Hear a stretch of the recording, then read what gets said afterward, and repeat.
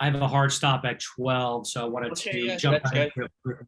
Yeah, I just had a call with Jill, great guy. So we're getting him all set up with his new company and everything. So Oh, nice.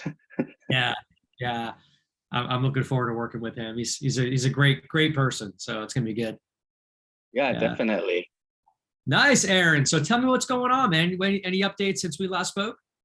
Yeah, so I started building out the top 100 dream list, and then I went through my first connections in LinkedIn and kind of put together a list because I noticed I had like directors who was on my first connection list. So I put a list together and plan on sending them the dub videos.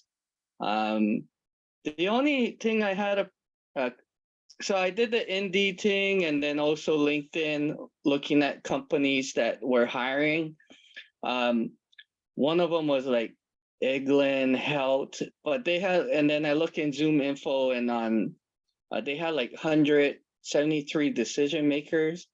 So I listed all down in the list, but do I contact all 173, or how would you break that up? Would you take like the top like 5 of them from each company, or would you go down like? Okay, so you want to talk about kind of like lead gen right now and how we attack that? Um, I would say, so what I do is if I'm in Zoom info and I want to take one of my dream 100 targets, I will well, I'll just show you right now. Let me see. Okay.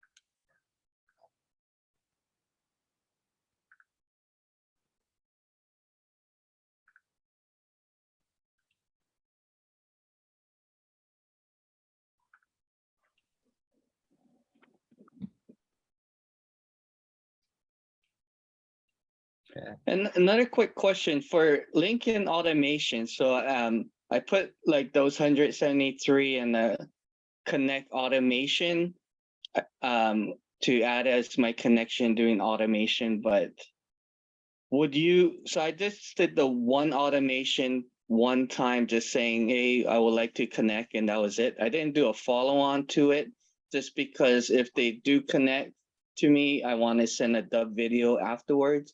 Or would you recommend doing the entire like follow up, like, hey, doing one first connection saying, hey, would like to connect. Second follow up would be if they connect saying, hey, thank you for the connection, or like.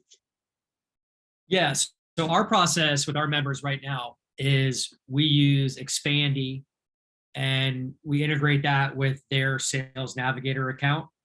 Right. And we create a targeted campaign through Expandy. And then all the leads start generating. And then our members come to work every day and they have their leads being literally automatically imported onto the spreadsheet that they can manage. So in Expandy, we set up a very brief connection message that's automated. Okay. And we also set up a very brief in-mail message. So we're attacking it on both sides. Oh, wow. Yep. And then we start getting responses, and we've created 2 tabs here. This is called the new leads main inbox. So this is everyone that just said, yes, I will connect with you. And now they are first degree connections. And then this tab right here is the new open in-mail connection list. What this tab means is all of these people opened your in-mail and may have even replied back to your in-mail. And we keep track of that here for you. And we are able to get all of their email addresses and their phone numbers if they include it, so that you can export all this into a CRM. This is the CRM that we use for our members right now. It's pretty awesome. We export all of your leads into here, And then we start teaching you how to do nurture campaigns to all of the warm hot leads. We have a warm hot lead tab right here. So as our members identify which leads are warm and hot, we are always in front of these leads throughout the whole year.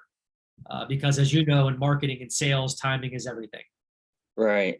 So we're constantly touching these leads. These are very good, hyper-targeted, sophisticated client leads that you want to make sure you're constantly grooming and nurturing. Yeah, a while ago, like 2 months ago, I think I had someone responded from LinkedIn automation saying, yeah, we have immediate fills. And then I messaged him back and say, hey, what time would you like to go over a meeting? And he didn't respond. So then I remembered that, and I put him on the list now to send him a dub video, because I noticed that they're hiring for healthcare.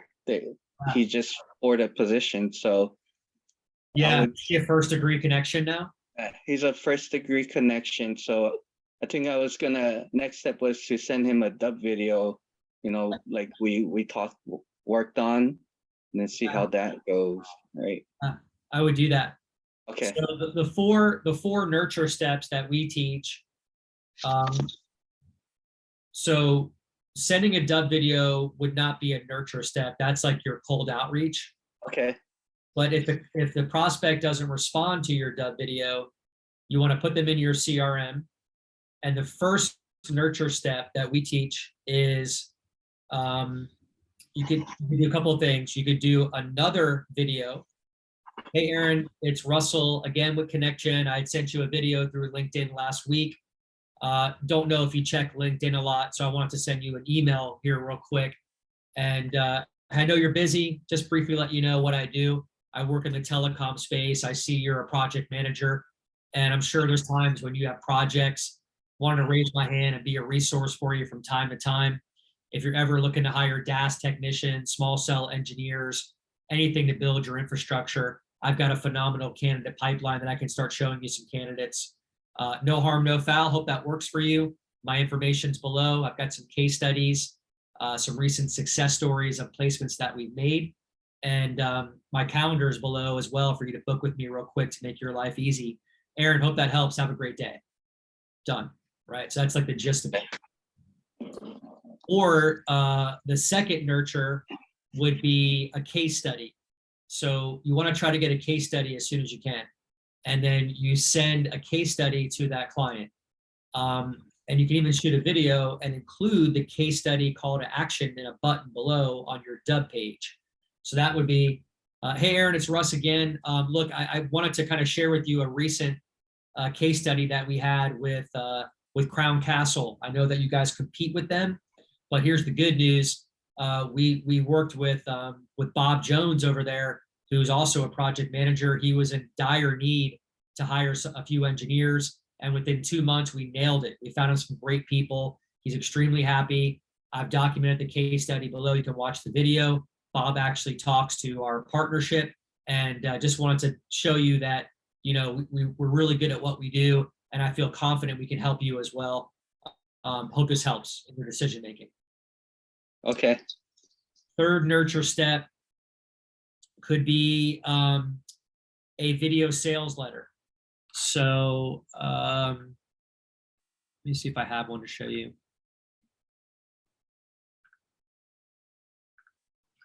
Yeah. So this is a video sales letter that I send out to my list. And it basically tells hiring managers why, in their mind, when they hire a recruiter who's going to work for free, they think they got a great deal because they're not spending money.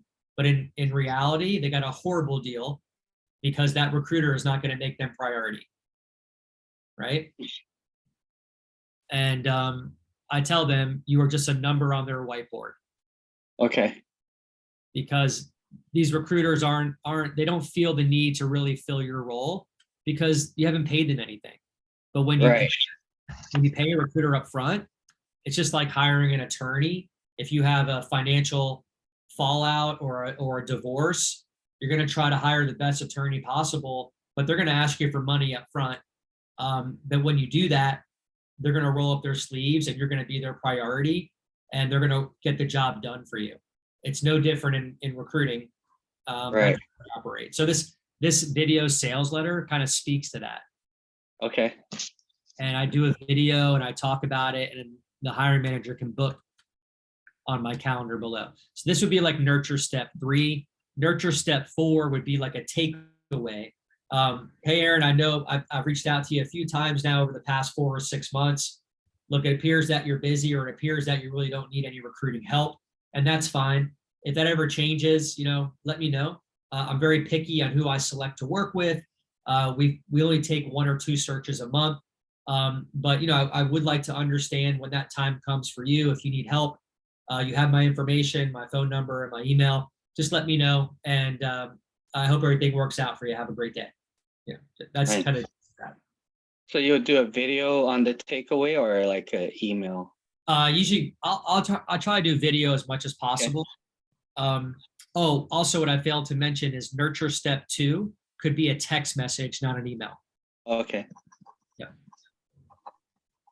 And then I also will incorporate a phone call. So maybe I call it like nurture step 3A or 3B, could be like a phone call, right? Like, because phone calls are good and a lot of us don't do it. But because you've touched this prospect so many times over the past 4 or 5 months, for example, you are subconsciously in their mind. Like, Okay. they're gonna recognize you. They're gonna know your face, your voice, maybe your name, because you've sent a few videos. So even though they didn't respond to you, it's more of a warm call. Okay. It's not so much a cold call. Yeah. And the video email, the nurturing campaign, you send it to their business email or personal email? Always business? If it's a client, if you're trying to get a new client or a new job, always the business. Okay. If it's a candidate, probably better for personal. Okay. Now, I send emails to candidates to the business, but I'm really careful on what I say because I don't want to put them in a bad position. Oh, because, yeah. you know, that makes sense. yeah. So what I do is, hey, Aaron, it's Russell with ConnectGen. Look, I'm a recruiter in the telecom space. Wanted to reach out to you. I see you've got a lot of connections on LinkedIn. We have a lot of mutual connections. I'm sure you know a lot of great people. Hey, can you help me? I'm looking to fill this project manager role in California. Is there anyone that you might know that you could refer to me? And nice. what happens is they call you later on that day when they leave their office, and they say, hey, Russ, I got your email. I didn't really want to respond at work, but what do you got? Because this might be a good fit for me. Okay. So that often happens. Nice. And you said cold dub videos. So the LinkedIn, they're not a connection yet. You just find the company, find that decision maker, and you just send them a dub video from there. Or yeah, our best practice is we don't send a dub video until they accept our connection request. Okay. Once they do that, they've given us permission to reach out to them, in my opinion. So then, then I don't do it like right away. I wait like a day or two, and then I'll send a dub video. Hey, Aaron, it's Russell with ConnectGen. I see that we recently connected on LinkedIn as first degree connections, and want to welcome you to my network. I also see we have some mutual connections here. Aaron, the biggest problem that I solve for technology companies across the US is X, Y, and Z. And you get into it. Okay. Yeah, there is one guy I was going back building the list, first connections, and he said, well, I'm no longer working at that company, but if you look at my connections that I have connections on, just let me know and I'll introduce you. So I remember seeing one of your videos on that. So I'm gonna let that video and take them up on the offer. Yeah, that is our COI strategy, which is really good. A lot of people don't do it, which is a mistake. So what you do is the tool that we have allows us to basically, if you have a top 10 list of influencers or people in your LinkedIn network that you're first degree connections with, you can reach out to them. So these are my people over here, Chris, Jay Brown, Shervin, Mark. These people are very influential on LinkedIn. So what I'll do is I'll get a list of prospects, like my ideal client profiles that are right here, these folks. And they are also first degree connections with Mark, right? Okay. These are people that I want to cultivate relationships with on the client side. So what I'll do is I'll video message Mark on LinkedIn because we're already first degree connections. Hey, Mark, it's Russ. It was great seeing you in Colorado at the trade show. Hey, Mark, look, I've got this really cool kind of biz dev thing that I'm doing where I'm able to extract some first degree connections that you and I are connected with on LinkedIn. And I've attached a spreadsheet below with their names and their LinkedIn handle. Mark, these are people that would really help me advance my business forward. It would mean the world to me if you could do a quick introduction to, you know, Tim or Steve or Patrick, just letting them know that you've had a positive experience with me in the past, that I've been able to fill a few roles for you. You know, and I would greatly appreciate it. And Mark, if you ever need help with anything, any introductions, by all means, let me know. You know, I'd love to reciprocate. Oh, nice. Yeah, You I know? like that. And then what Mark does is Mark will send on LinkedIn, you can do a group DM. So Mark will go to Patrick's page, he'll start a chat, he'll add me to the chat, and he'll say, hey, Patrick, I've included Russell Liebowitz here with ConnectGen. You know, I just want to let you know, Russ has done a great job for our company. He's helped me grow my business, and I'm confident he could help you out as well. Okay. And, dude, it's such a hot lead. After that, all you got to do is pick the phone up and call Patrick, because Mark is so influential that Patrick already trusts you and has credibility in you. Okay, great. Yeah. So that's our COI strategy, which works out really well. I'm actually going to shoot a video on that today because I haven't done that in a while. Oh, nice. This is so underused and so valuable. Yeah, I remember watching, or we talked about it because that brought up into my mind. And when I seen that guy saying, well, look at my contacts and I'll let me know and I'll introduce you to it. And I was like, whoa, I need to take this opportunity. Yeah. Great way. I mean, this is like basically being at a networking event and handing your business card out. That's, you know, but here it's all done online right here. It's like a virtual networking convention, you know, or a trade show. Right. Yeah. So yeah, it's pretty cool. Cool strategy there. Yeah, so that's how we do it. I mean, that's how we get all these leads. But, you know, my opinion, the fortune is in the follow-up. So many recruiters get flooded with leads and they just ignore them. They don't get around to it. They feel overwhelmed.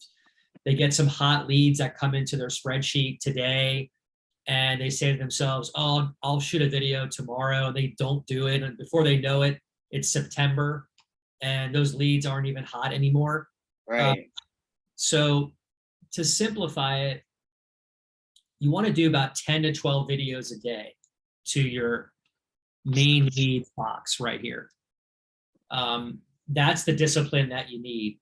And then get those leads into your CRM, which we have here, and start nurturing those leads in here on automation. We can set up, we have an automation workflow back here.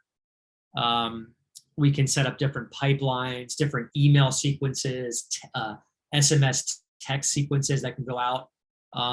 It's all automated so that when you come to work, your warm, hot leads are being nurtured behind the scenes because you've already set it up over time. Oh, nice. Yeah, so it's pretty cool. That's super cool. Yeah. And then I'm really big on setting up opportunity pipelines to stay organized. So every time you get a new lead, it creates like a card, and you just want to bring that prospect to the certain stage in your pipeline so you know where that prospect is. And I look at this daily just to know what I should do with these prospects and leads. So that's important to have as well. You know, this is basically systematizing your recruiting business, which helps you be successful long term. Right. especially if you're doing it solo. Right. Yeah. Yeah. I spoke with a member of mine 2 days ago, really great lady.